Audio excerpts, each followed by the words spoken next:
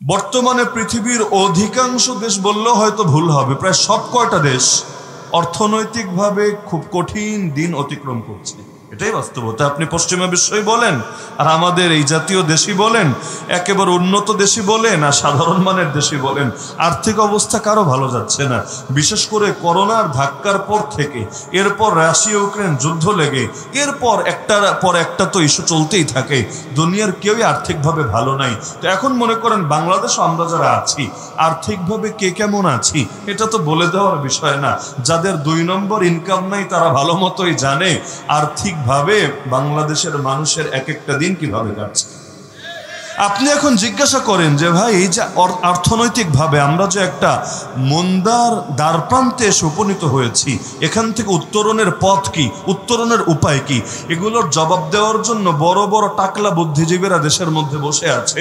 ওদের কাছে এক একটা সমস্যার হাজার হাজার সমাধান পাওয়া যায়। এই টকশোগুলোর মধ্যে হয় কি, টকমানি কথা, সমানি প্রদর্শন, এই যে কথার ফুলঝুরি ওরা জাতির সামনে প্রদর্শন করে, কি বুঝায়? এক একজন এক এক ফর্মুলা, এক এক রূপরেখা, এক এক পরামর্শ, এক এক টিপস দিতে থাকে। কিন্তু এই কথাটা তো কাউকে বলতে শুনি না যে আল্লাহকে যতদিন নারাজ করে রাখবে অর্থনৈতিকভাবেও পারবে না কখনো পরিপূর্ণ শান্তি আর মুক্তি পেতে। অর্থনীতির ভিত্তি বানাবেন সুদকে, অর্থনীতির ভিত্তি বানাবেন হারামকে, অর্থনীতির ভিত্তি বানাবেন আপনি বিভিন্ন বাতিল মতবাদকে, আর আশা করবেন সুখ আসমান ফুটা হয়ে নাজিল হবে। আরে সুখ দিবেটাকে? আল্লাহর কসম, ইবলিসের হাতে কোনো সুখ নাই, শয়তানের হাতে কোনো সুখ নাই, বাতিলের হাতে কোনো সুখ নাই, তাগুতের হাতে কোনো সুখ নাই। সুখের মালিক আল্লাহ। আল্লাহর থেকে সুখ পেতে চাইলে আগে আল্লাহরে রাজি করতে হবে। হ্যাঁ, এখন কেউ যদি আবার বেশি বুঝে বলে না হুজুর আল্লাহরে নারাজ করলে সুখ বেশি আসবে, কিভাবে? আর দুনিয়া সিজনুল মুমিন ওয়া জান্নাতুল কাফির, দুনিয়া মুমিনের জেলখানা, কাফেরের বালাখানা। তো সবাই কাফের হয়ে গেলে না দুনিয়ায় ভালো থাকবে? না রে, শেষ ভালো যার, সব ভালো তার। রব্বুল আলামিন কাফেরদেরকে একটু ঢিল দেন, একটু ছাড় দেন, যেমন কারুনকেও দিয়েছিলেন। এক কারুনকে যেই পরিমাণ মাল দিয়েছে, এটা আমাদের পুরো বিবারিয়া সবার মাল জমা করলেও তো এর সমতুল্য হবে না। তো এই যে কারুনকে রব্বুল আলামিন এত মাল দিলেন, সফল তো হতে পারলো না।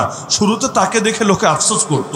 কোরআনে আছে ফাখারাজা আলা কওমিহি ফি জিনাতি, উৎসবের দিন সে যখন জাতির সামনে ভাব নিয়ে একেবারে সুন্দর কাপড় চোপড় এবং তার বডিগার্ডগুলো নিয়ে সামনে আসতো, ক্বালাল্লাযীনা ইউরিদুনাল হায়াতাদ দুনিয়া, দুনিয়া চায় যারা, আর দুনিয়া চায় না কে রে ভাই?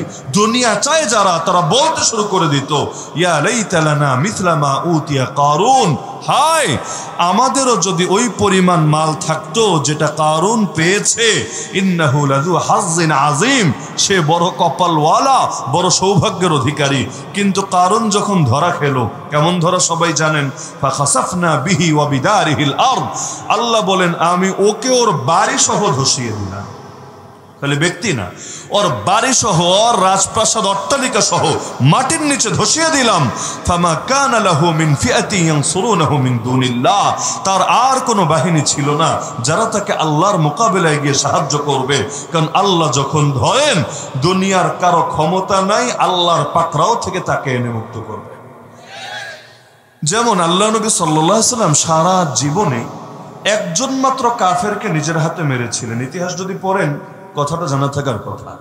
নবী যুদ্ধ করেছেন অনেক, ঠিক আছে, 27টা যুদ্ধ, যার মধ্যে 9টায় একেবারে যুদ্ধ সংঘটিত হয়েছে, বাকিগুলোতে লড়াই লাগে নাই। গিয়েছেন ময়দানে, লড়াই লাগে নাই, দুশমন এমনি লেজ গুটিয়ে পালিয়েছে ভয়ে, কারণ নবীর সামনাসামনি দাঁড়াবে ওই হিম্মতি আর হয় নাই।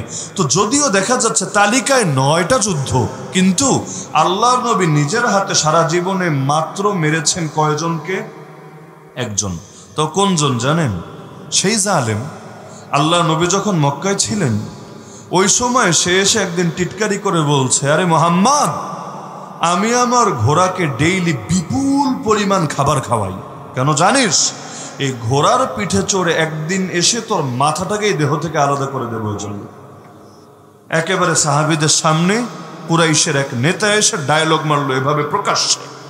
আল্লাহ নবী সাল্লাল্লাহু আলাইহি ওয়াসাল্লাম ঠান্ডা মাথায়, উত্তেজিত না, কোনো ধরনের আলাদা কিছুর বহিঃপ্রকাশও না, স্বাভাবিক একদম ঠান্ডা মাথায় বললেন একটা বাক্য, সির্ফ একটা বাক্য।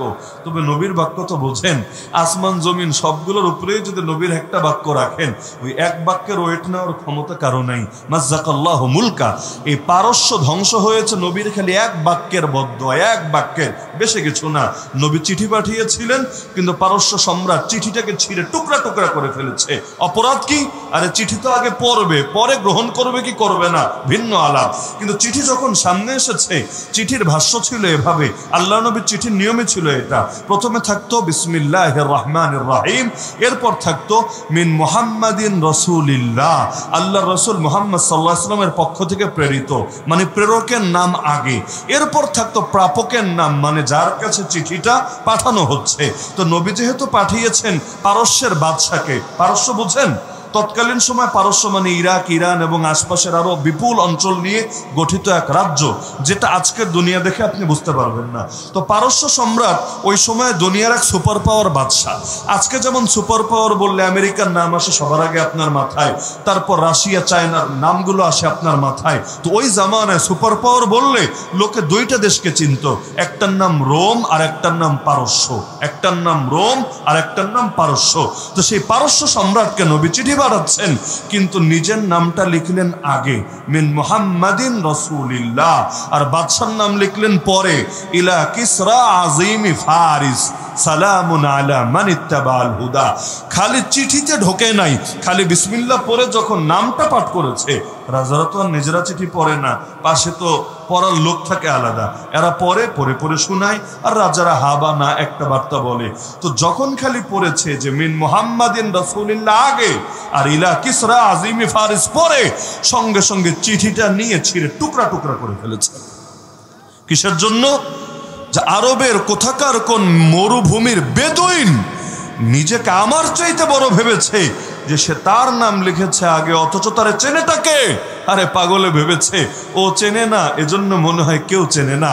আরে যাকে চেনে আসমান থেকে জমিন থেকে শুরু করে সকলে, আরে যাকে মূল্যায়ন করে রব নিজে, তাকে ওর মতো রাজা বাদশাহ সম্মান করলেই কি আর না করলেই কি?